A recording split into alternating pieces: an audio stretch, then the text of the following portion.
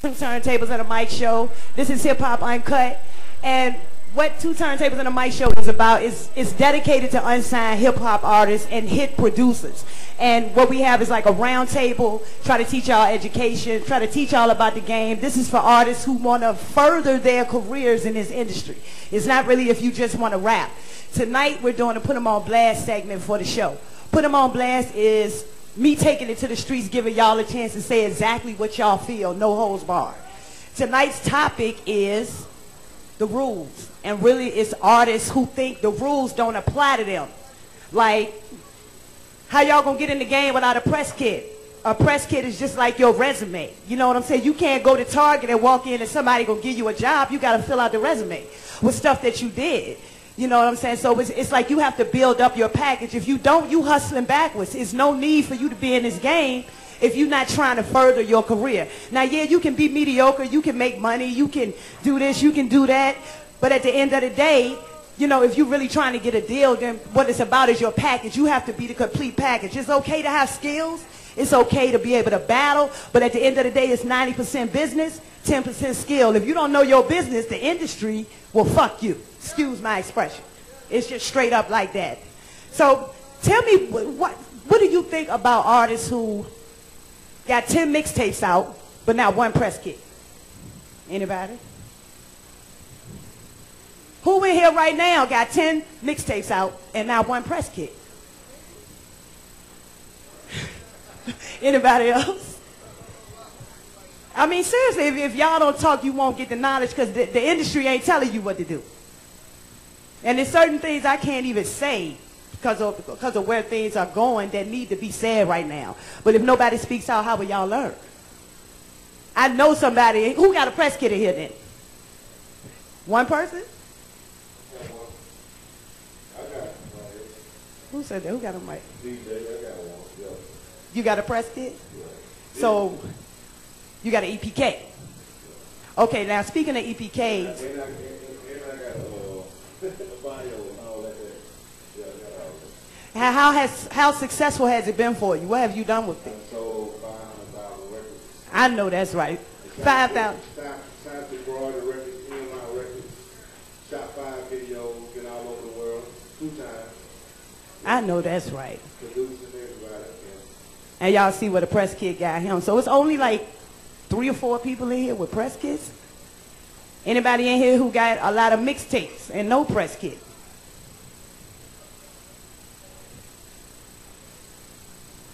No? All right, well, tell me some things that bother y'all in the industry.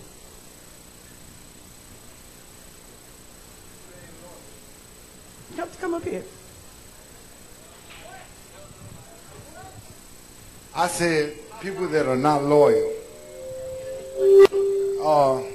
Well, I got a friend, they know a friend, they know a friend. And he had a couple artists that have been real hot.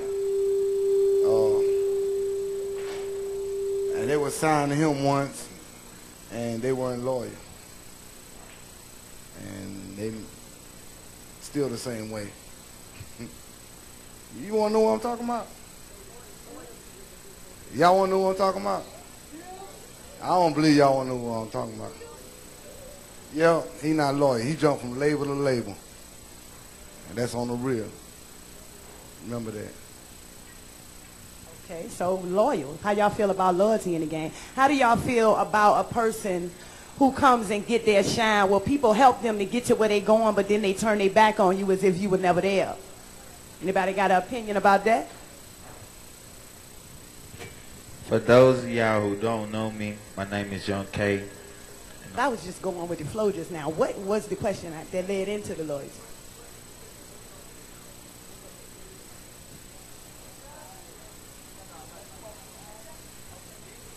Ready?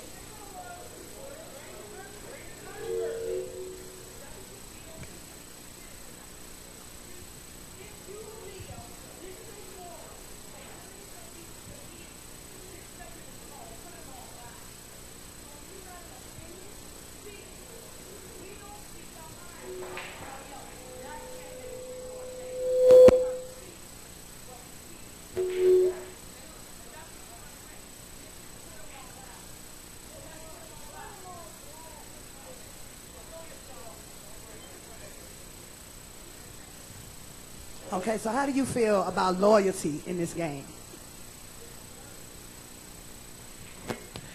For those of y'all who don't know me, my name is Young K. I got songs with Waka Flocka, FLY, Young Capone, Montana the Mac, and the list goes on. I could be naming all night. But I come in on Riders, I do this thing every week because when I first came in the game, I gave OJ the Juice Man $5,000 for a feature. From then on, I never had to pay nobody for nothing else, but at the same time, I sat there and watched Waka Flocka go from Joe Blow. If you go on YouTube right now, type in Swag 100 TV, you can check out all the footage of me and Waka sitting on the couch smoking mid. You feel me? So for him to go from a dude that was basically just riding the coattail of Gucci to being the icon type of person that he is right now, and for him not to reach a hand out and help those who really got talent, or those who looked upon in the city as one of those who got a relentless grind, such as myself. I've been doing this for a long time. I'm 24 years old. I've been doing this for 10 years. You know what I'm saying? So I definitely know a thing or two about loyalty.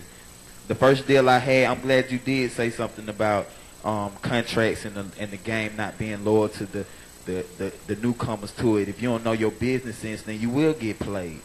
You know what I'm saying? The first deal I had, I was signed to Universal through an independent. I signed a 360 deal. That means 3 albums, 6 years. And in that time, I put out 1 album. My CEO went to prison, and they basically left me out to dry. You feel me? So with that being said, I done been through a lot of things up and downs in the game, so I definitely know where the struggle come from and whatnot. So I just wanted to touch on that. Thank you, thank you. Okay, so if a person, how can I put this? So should someone that's not loyal, do you ever come back to that person? Let's just say that they forgot, you know, like you just said, but later on they kind of remembered, okay, maybe I did do something wrong. Would you accept the apology, maintain the friendship?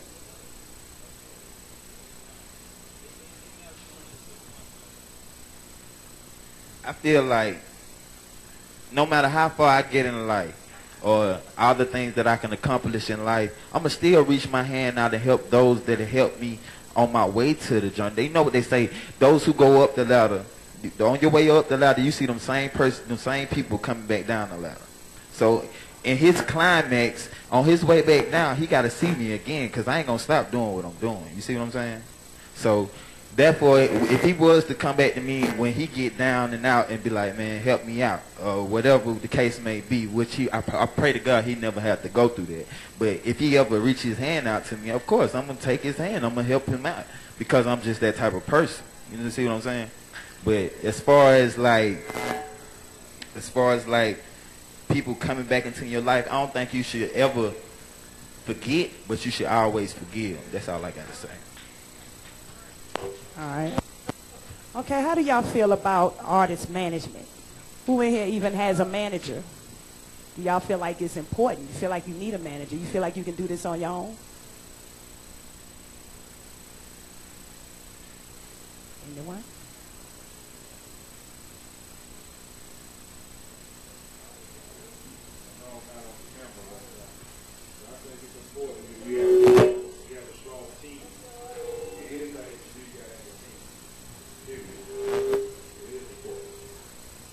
Okay.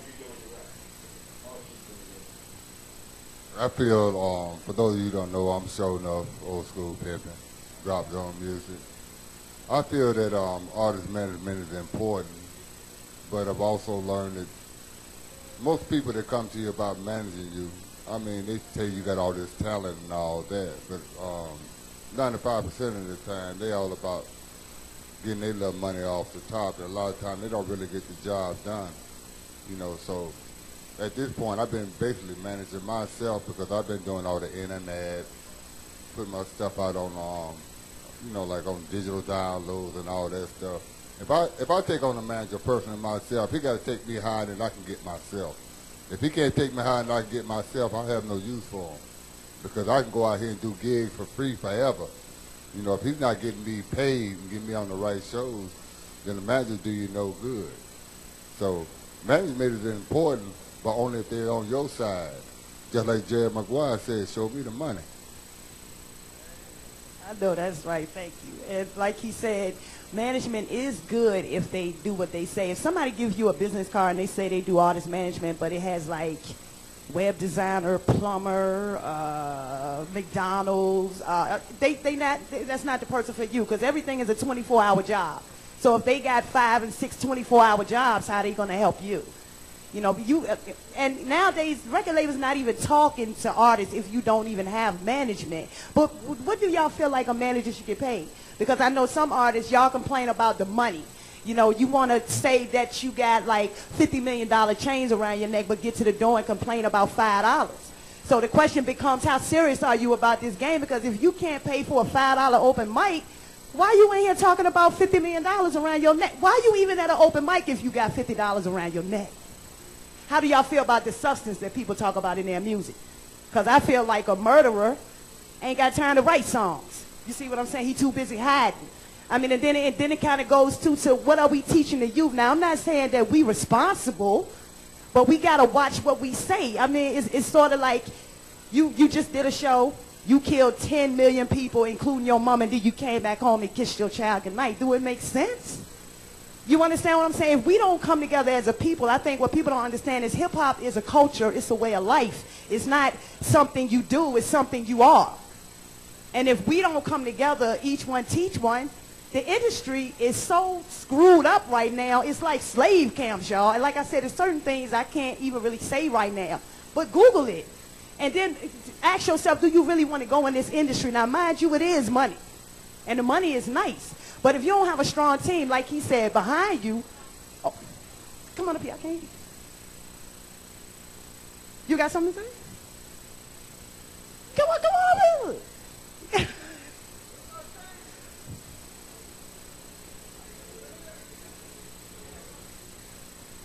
Hey everybody, I'm Loverboy Lou. How I feel about this game, I've been doing this for a long time. I started out with T.I.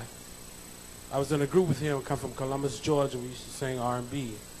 But I feel like, you know, just meeting major artists and working with them, they look at your grind. You got to have a grind out here.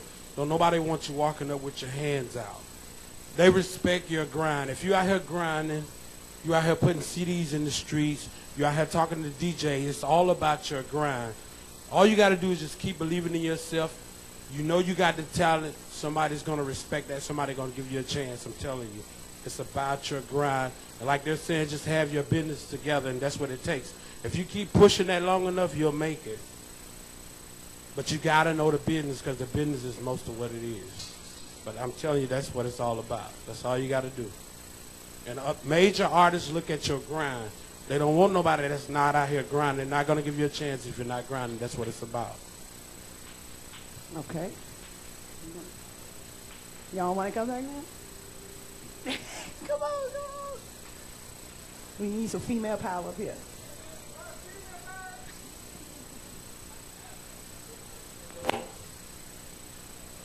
I don't know. I just think that the industry is all about money.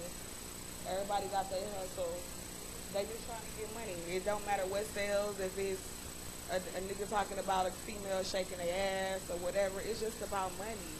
These dudes and these females, they hungry.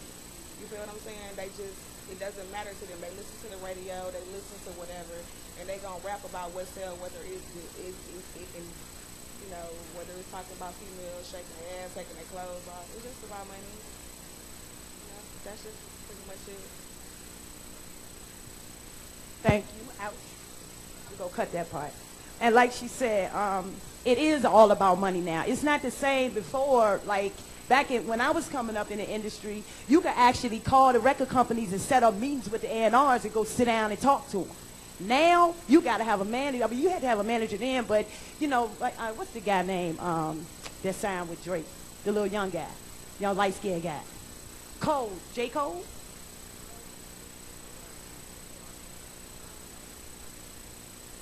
Jay something.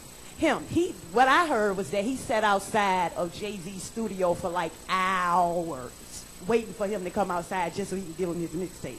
Now, that's a definite hustle. That's something that I would have did. But nowadays, it's just like she said, you make a song about shaking your ass, and YouTube and downloads and all of that's cool, but that's not going to get y'all signed. You know, you have to be the complete package in order for the industry to give you some damn money. So now, if they can look at it and see that you had like 50 million,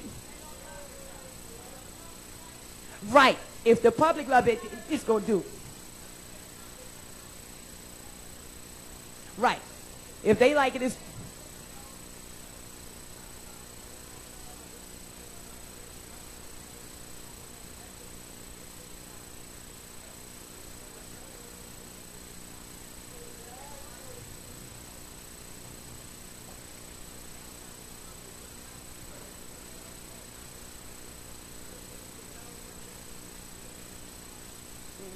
And it is about what sells. You know, they're not even looking at your talent anymore. If you can make somebody jump, you can make them go sell it. You know, they're going to do it. And at the end of the day, y'all, it still is about numbers.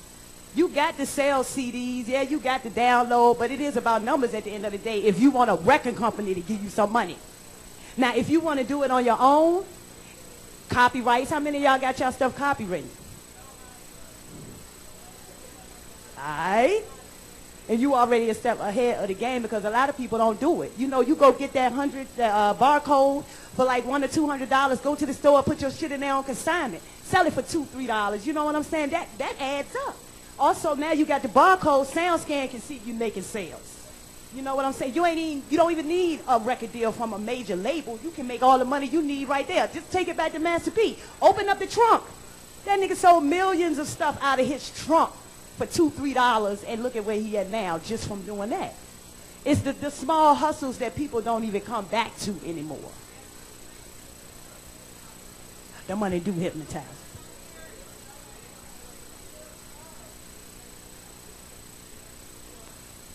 Yeah, I had the chance to talk to a lot of people in here. My name is J-Ball, gclasstv.com. I just wanted to hit on what you were saying about like a lot of people not wanting to invest in their own stuff. See, the thing is, you can't really make money if you don't spend money. A lot of people try to make money without spending money, but you're supposed to be your biggest motivator. So if you don't believe in yourself, no one else is going to believe in you. You know what I'm saying? So that's just like, some people don't really come prepared when it comes to industry stuff and when it comes to music, but that's just like if you're in an elevator and Jay-Z walking. What you going to do? How hungry are you really when Jay-Z walks in? What you going to say to him? You know what I'm saying? And that can happen because it's happened to me. You know what I'm saying? So you got to be prepared when it comes to, you know, music-wise and, you know, getting your music prepared and things like that. And also, I mean, you got to invest into yourself. You know what I'm saying? Because, like I said, nobody's really going to invest into you unless you believe in yourself. You know what I mean? And obviously, nobody's really.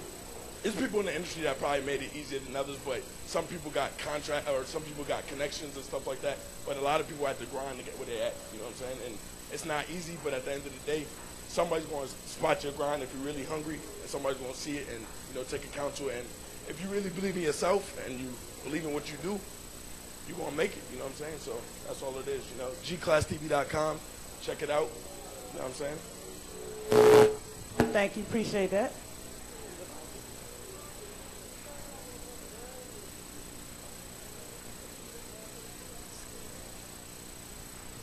Okay, we got a couple of more minutes. Y'all lost my thought trying to find out what the time was. I was getting ready to ask y'all something. Bear with me. On that note, we're going to wrap up the first Put 'em on Blast for the first episode. I'll be right back in 10 minutes. Thank y'all. I'd like to thank y'all for participating in the Put 'em on Blast segment for Shaun Nicole's 2 Turntables and a Mic. Sunday on January the 8th, we have auditions. We are auditioning artists and MCs who spit fire in a cypher. We are auditioning artists for EPK performances. It's not a showcase. It's called an EPK performance because it's you doing a live press kit. That's what you're doing. So you're sitting there, you're giving your resume. That's January the 8th at the Function Factory. That's going to be from 1 to 5 p.m. Then Sunday, January the 22nd, is the actual live shoot for the full show, which the artists from the auditions, who get picked from the auditions, will now participate in episode 1 or episode 2 that we're reshooting. I mean, that we're shooting on January 22nd. Now I have a special announcement. I'm gonna go change my clothes and get into my element right quick, because y'all know, you gotta come a certain way when you win this game. That's another topic.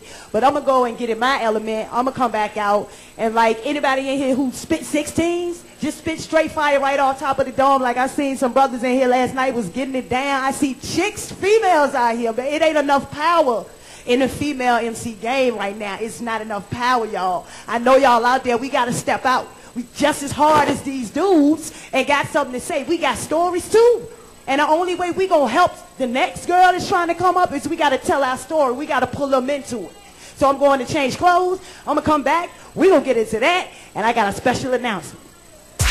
Oh, how I can remember back in the days when hip hop was hip hop and the industry was amazed.